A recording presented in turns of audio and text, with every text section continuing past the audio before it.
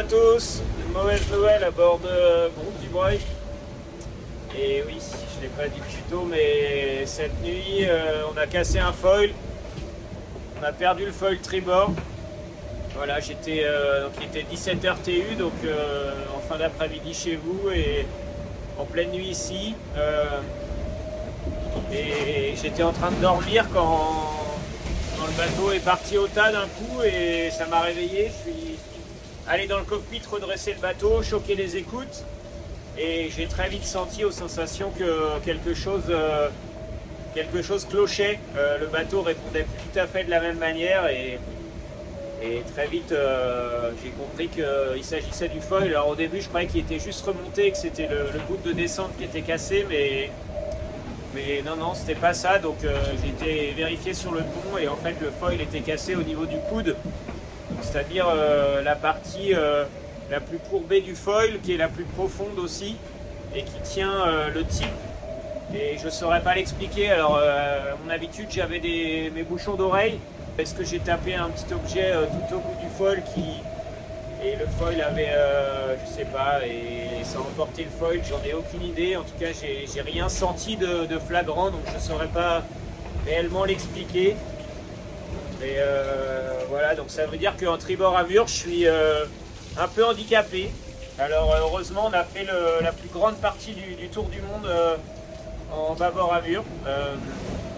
Donc du côté où je n'ai plus le foil, il me reste heureusement la remontée de l'Atlantique est en tribord, donc il me reste bien l'autre foil qui est intact. Ça veut dire que voilà, sur une amure, sur la bâbord amure, je vais perdre aux alentours des 30 000 centres de vitesse, ce qui est pas rien, mais le tribord est préservé.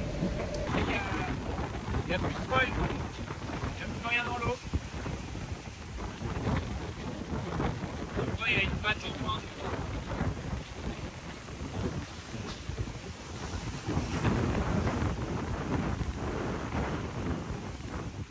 Du coup, sans cet appendice, le bateau est complètement différent puisqu'il donnait du couple de redressement au bateau, donc de la puissance, il lui permettait de rester à plat. Et maintenant, c'est un bateau complètement différent.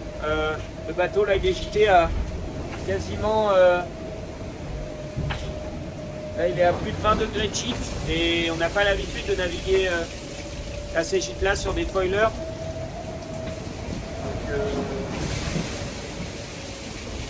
Donc voilà, c'est complètement différent. J'apporte maintenant de la puissance avec la quille et les ballasts et le matossage.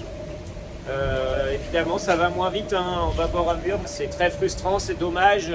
En plus, je voyais Charlie s'éloigner et pour autant, voilà, j'ai pu rester raisonnable jusqu'au bout et c'était pile poil au moment où j'ai voulu commencer à faire redémarrer un petit peu le bateau pour reprendre un petit peu de vitesse. Les conditions de mer commençaient à le permettre et voilà, c'est comme ça. C'est vraiment très dur à encaisser, hein, je vous l'avoue, en parler me déplaît énormément.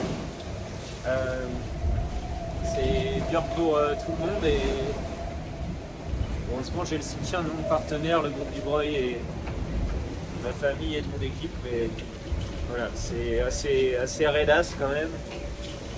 En tout cas, la course n'est pas finie, hein. Je vais aller au bout.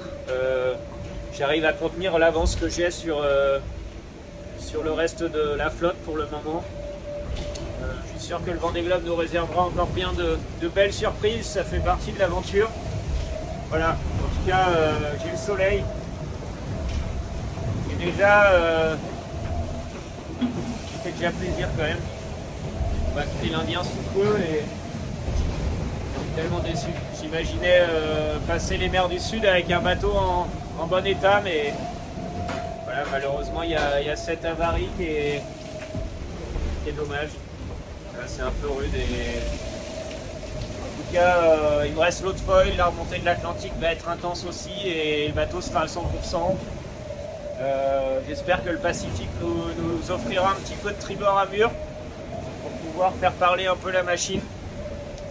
Et qui sait, hein, peut-être que cette avarie me protégera de bien d'autres et me permettra d'aller au bout du Vendée Globe, ce qui est quand même l'objectif initial et peut-être avec un joli résultat. En tout cas, on a fait un magnifique début de parcours et ça, clairement, on peut en être très fier. Voilà. Allez, merci à tous. Ciao.